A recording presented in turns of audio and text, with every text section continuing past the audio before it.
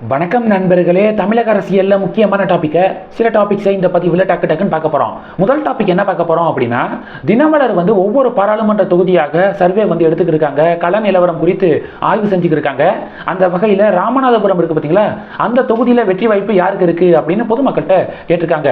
ராமநாதபுரம் பாராளுமன்ற தொகுதி மிக மிக முக்கியமான ஒரு தொகுதி இந்த தேர்தலை பொறுத்த வரைக்கும். காரணம் என்ன அப்படின்னா, அங்கே ஓபிஎஸ் அவர்கள் போட்டியிடுறாரு.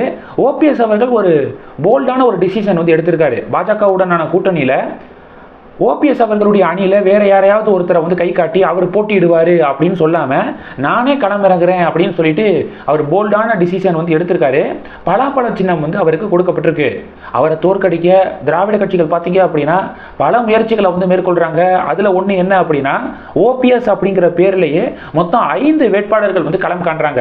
அதுல ஒருத்தர் தான் அதிமுகவுடைய முன்னாள் முதலமைச்சர். மீதி 4 பேர் பார்த்தீங்க அப்படின்னா எங்க இருந்தோ, அந்த ஊருக்கு சம்பந்தமே இல்லாம, ராமநாதபுரம் தொகுதியில இல்லாம மற்ற பகுதிகளில் இருந்தெல்லாம் வரவழைக்கப்பட்டிருக்காங்க. ஓகே, அந்த அளவுக்கு அந்த நேரத்தில் ஓபிஎஸ் பன்னீர்செல்வம் அப்படிங்கிற பேருக்கு ஹியூஜ் டிமாண்ட் ஏற்பட்டுச்சு. ஓகே, மொத்தம் 5 பேர் போட்டிடுறாங்க. இப்போ அந்த ராமநாதபுரம் தொகுதியில் யாருக்கு வெற்றி வாய்ப்பு இருக்கு அப்படின்னு தினமலர் கேள்வி எழுப்பியிருக்காங்க.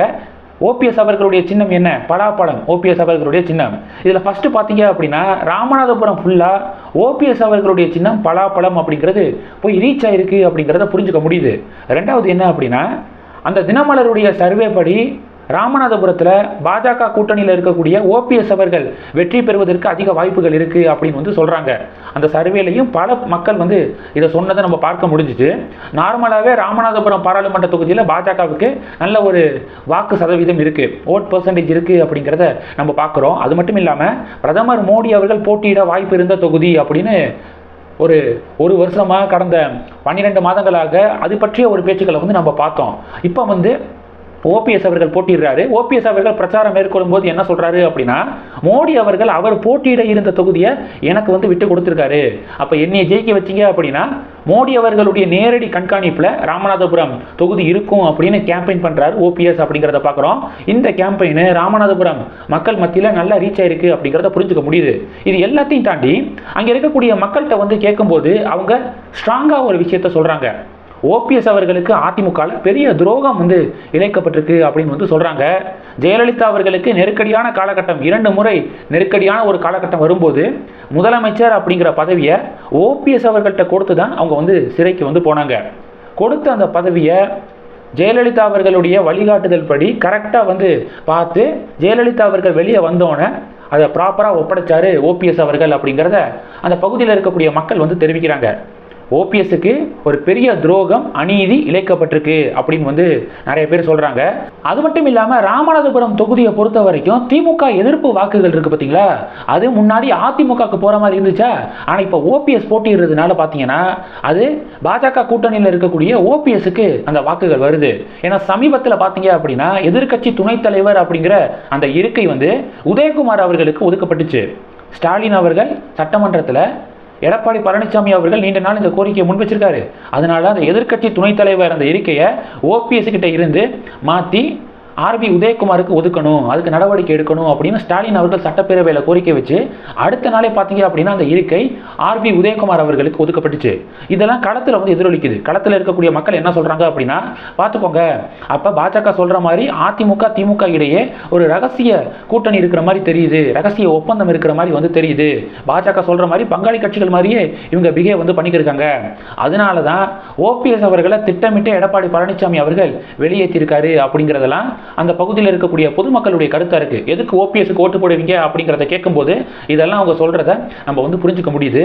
அதனால இப்ப தினமலருடைய இந்த கள நிலவரம் ரிப்போர்ட் படி ஓபிஎஸ் அவர்கள் ராமநாதபுரம் பாராளுமன்ற தொகுதியில் வெற்றி பெறுவதற்கான வாய்ப்புகள் பிரகாசமாக இருக்கு அப்படிங்கிறது ஃபர்ஸ்ட் டாபிக்.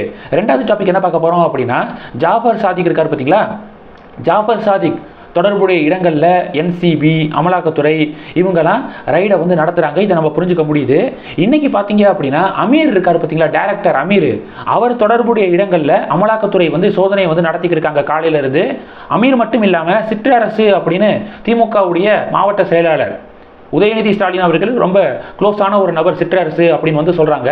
இப்போ ஜாஃபர் சாதிக் வழக்கில் இந்த சிற்றரசு அவர்களுக்கு சொந்தமான இடங்கள்லையும் இப்போ அமலாக்கத்துறை ரைடை நடத்துறாங்க அப்படிங்கிற ஒரு அப்டேட்டை நம்ம பார்க்க முடியுது.